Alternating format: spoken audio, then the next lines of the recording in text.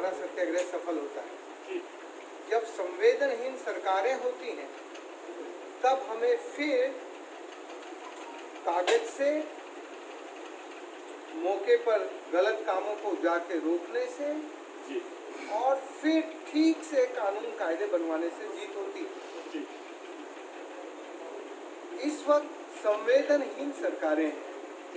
अंग्रेजों का जमाना था जब महात्मा गांधी चंपारण के सत्याग्रह और भारत छोड़ो सत्याग्रह में सरकारें बातों को सुन के सत्याग्रही के पास 10 दिन के अंदर अंदर चली जाती थी। अभी तुमने 15 दिन पूरे किए, 15 days. In my life I know मैंने कितने बड़े बड़े लोगों को लूज किया है नदियों के लिए, जंगलों के लिए। प्रोफेसर जीडी अग्रवाल जो इस देश का सबसे बड़ा पर्यावरणविद था, नदियों को जानने वाला, 60s में जो बर्कले से रिवर साइंस में पीएचडी करके आया था, उस आदमी ने 118 दिन तक आमरण अनशन किया। मोदी को समझ में नहीं आया।